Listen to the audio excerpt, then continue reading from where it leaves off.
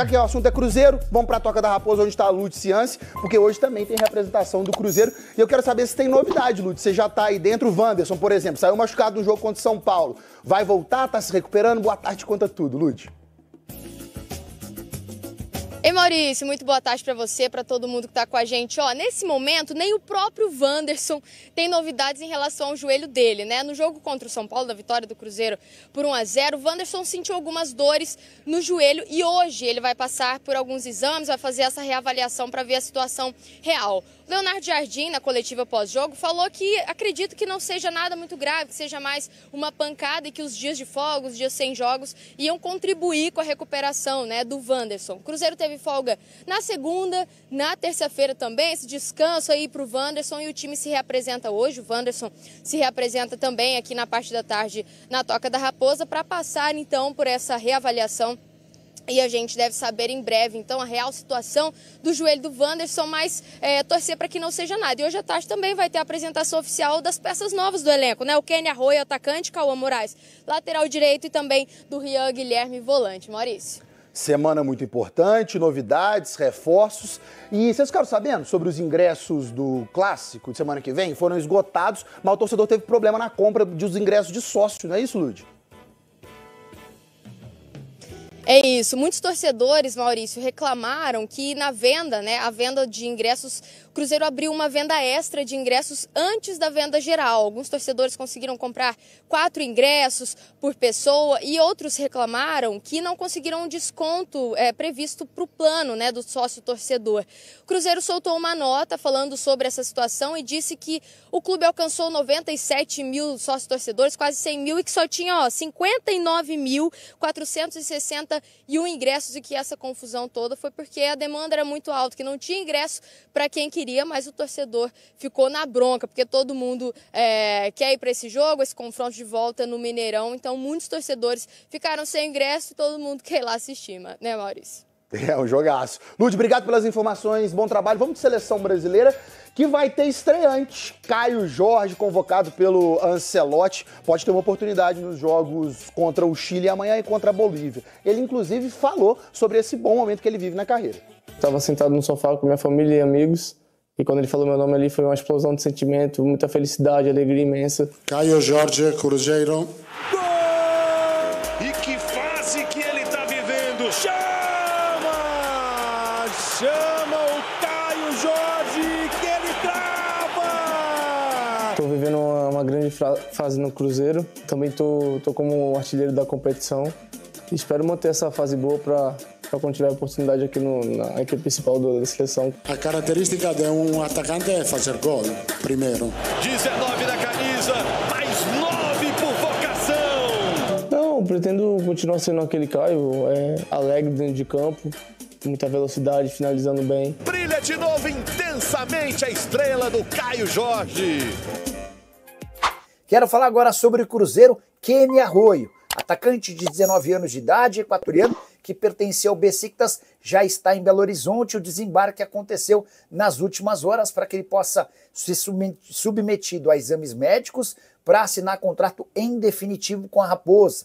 Operação de 7 milhões de euros ou 44 milhões de reais por 50% dos direitos econômicos. A verdade é que o Besiktas jogou com um prazo curto no futebol brasileiro para conseguir um reajuste em relação àquilo que a Raposa estava disposta a pagar. Inicialmente, tratativas de algo na casa dos 6 milhões de euros para que o Besiktas recuperasse o investimento feito no atleta que pertencia ao Independente Del Valle. O Besiktas recusou 6 milhões de euros, recusou 6,5 e o acordo foi fechado em 7 milhões de euros. Vale a lembrança de que a janela de inscrições se encerra nesta terça-feira e está tudo programado para que o Arroyo tenha seu nome registrado no BID bem antes do prazo de fechamento. 4 reforços nos últimos dias da Raposa: Sinisterra, Arroyo, Rian Guilherme e Cauê Moraes. Esse último lateral direito revelado no Palmeiras e que pertencia ao Atlético Paranaense. O Furacão recebeu o valor da multa rescisória de 9 milhões e 700 mil pago pelo Cruzeiro.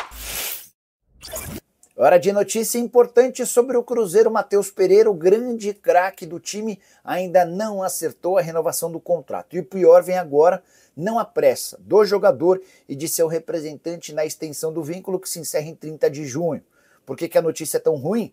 Como ele tem menos de um ano até o fim do contrato, já dá para dizer que a partir de 1º de janeiro, caso esse contrato não seja prorrogado, ele estará disponível para assinar um pré-contrato para se mudar de graça, sem render qualquer centavo ao Cruzeiro, na metade do ano que vem. Tratativas que existem há pelo menos 4 meses. Em julho, existia enorme otimismo do Cruzeiro em relação à prorrogação do vínculo. Cheguei a ouvir de um dirigente cruzeirense que estava tudo praticamente encaminhado. Houve um retrocesso e por agora dá para dizer que o empresário do Matheus Pereira admite a felicidade do jogador, mas assegura que não há pressa, não há motivo para acelerar esse processo. Não é o que pensam os dirigentes cruzeirenses, especialmente diante da grande fase do camisa 10. A ideia era prorrogar esse vínculo o mais rápido possível, ainda que com um belo reajuste. O Matheus hoje ganha R$1.800.000 por mês. O jogador mais bem pago do Cruzeiro é Gabigol, que chegou de graça e por isso fatura R$2.400.000 mensais.